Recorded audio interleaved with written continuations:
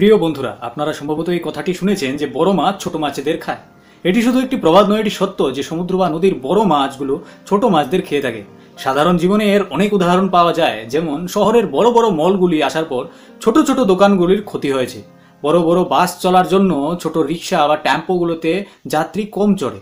বড় রাজনৈতিক দলগুলো ছোট রাজনৈতিক দলের নেতাদের কোনো না কোনোভাবে প্রলোভন দেখিয়ে নিজেদের দলে অন্তর্ভুক্ত করে নেয়, আর এর ফলে সেই ছোট্ট রাজনৈতিক দলটির অস্তিত্বই হয়ে পড়ে বিপন্ন। কিন্তু আমরা আজ কোনো প্রবাদের কথা বলতে এখানে আসিনি। আমরা এখানে একটি বড় মাছের মতো একটি দেশের কথা বলবো, যেটি ছোট মাছকে শিকার করে, অর্থাৎ নিজের চেয়ে দুর্বল দেশগুলোকে শিকার করে। আসুন জেনে নিই চীন কিভাবে নিজের চেয়ে দুর্বল দেশগুলোকে শিকার করছে।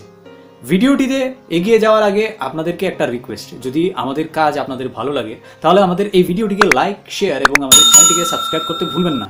আপনি এটি একদম ফ্রিতে করতে পারেন, কিন্তু আপনি যদি এরকম করেন তাহলে এটি করার ফলে আমাদেরকে উৎসাহিত করবে আমাদের নতুন করে ভিডিও বানাতে। এবার ভিডিওতে ফিরে যাওয়া যাক।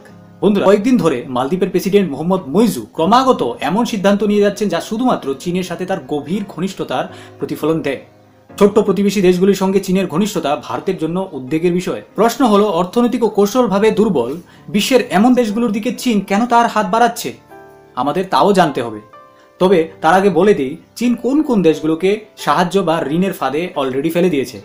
Sri Lanka, Zambia, Ethiopia, Pakistan, Venezuela, Nepal, Kenya, Cambodia, Laos, Afghanistan এবং মিয়ানমারের মতো অনেক দেশ রয়েছে যারা চীনের ফাঁদে আটকে পড়ার কারণে মারাত্মক অর্থনৈতিক সংকটের সম্মুখীন হচ্ছে। এখন শ্রীলঙ্কার কথাই ধরুন, যেটি গৃহযুদ্ধের পর অর্থনৈতিক সংস্কারের জন্য চীনের দিকে ঝুঁকেছিল, কিন্তু আজ তার ঋণের জালে আটকা পড়ে গেছে। শ্রীলঙ্কা এর আগে 2014 এবং পরে 2017 সালে চীনকে তার ঋণ পুনরায় পরিচালনা রিনিউ করার জন্য অনুরোধ দিয়েছিল, কিন্তু উভয় অনুরোধেই চীন প্রত্যাখ্যান করে দিয়েছিল। শ্রীলঙ্কা যখন অবশেষে ইন্টারন্যাশনাল মনিটারি ফান্ড বা IMF এর কাছে সাহায্য চাওয়ার জন্য যায়, তখন তার অর্থনীতি 1948 সালে দেশটির স্বাধীনতার পর থেকে সবচেয়ে খারাপ মন্দায় নিমজ্জিত হয়েছিল। ঠিক মন্দির কারণে দেশটিতে বিদ্রোহের জন্ম দেয়, আর যার ফলে হাজার হাজার লোক দেশটির প্রেসিডেন্টকে তার বাড়ি থেকে তাড়িয়ে তাড়িয়ে দেশ ছাড়া করে ছাড়ে। চীনের ঋণের ফাঁদে আটকে পড়া পাকিস্তানের অবস্থা এমনিতেই খুবই খারাপ, যদিও তারা আন্তর্জাতিক মুদ্রা তহবিল থেকে $3 বিলিয়ন সহায়তা পেয়েছে, আর যার উপর তাদের অর্থনীতিও নির্ভর করছে। 2017 সালে নেপাল এবং চীন BRI এর জন্য একটি চুক্তি স্বাক্ষর করেছিল, কিন্তু প্রায় 7 বছর পরেও একটিও প্রকল্প বাস্তবায়িত হয়নি। এবং এর সবচেয়ে বড় কারণ ছিল নেপালের পোখরা বিমানবন্দর, যা চীনের BRI প্রকল্পের প্রথমত অংশ ছিল না, কিন্তু তবুও চীন জোর করে এর জন্য তহবিল দেয় আর এটিকে BRI এর অন্তর্ভুক্ত করার চেষ্টা করে। এবার আসা যাক চীন এমন কেন করছে। আসলে চীন একটি সম্পূর্ণ নতুন বিশ্ব ব্যবস্থা বা নিউ ওয়ার্ল্ড অর্ডার তৈরির পরিকল্পনা করছে। শি জিনপিং এর উচ্চাকাঙ্ক্ষা রয়েছে চীনা কমিউনিস্ট পার্টির শাসনকে 2049 সালের মধ্যে 2049 সালের মধ্যে প্রভাবশালী বিশ্ব শক্তিতে পরিণত করার, এবং এটি তিনি করতে চান যখন উনার বয়স 100 বছর হবে।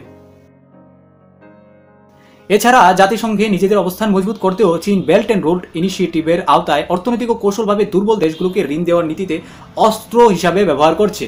অন্যদিকে যেসব দেশ চীনের আর্থিক সহায়তায় তাদের অর্থনৈতিক অবস্থান মজবুত করার জন্য পরিকল্পনা করেছে, তারা ঋণের জালে এমনভাবে আটকা পড়ে চীনের ঋণ পরিশোধে অসুবিধার সম্মুখীন হয়ে পড়েছেন।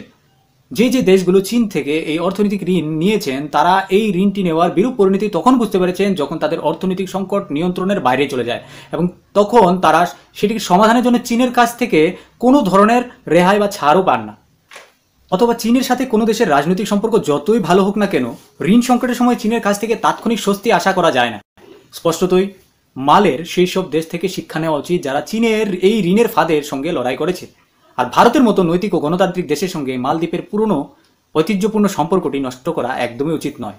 বন্ধুরা, আপনার মতে কি 2049 সালের মধ্যে চীনা কমিউনিস্ট পার্টি শাসনকে একটি প্রধান বিশ্ব শক্তিতে পরিণত করা শি জিনপিংয়ের উচ্চাকাঙ্ক্ষাটি পূরণ হবে? আপনার মন্তব্য আমাদেরকে কমেন্টে অবশ্যই জানাবেন। তাহলে আজকের মতো বিদায় নিচ্ছি বন্ধুরা। আপনারা খুশি থাকুন, আমাদের দেশও খুশি থাকবে। জয় হিন্দ।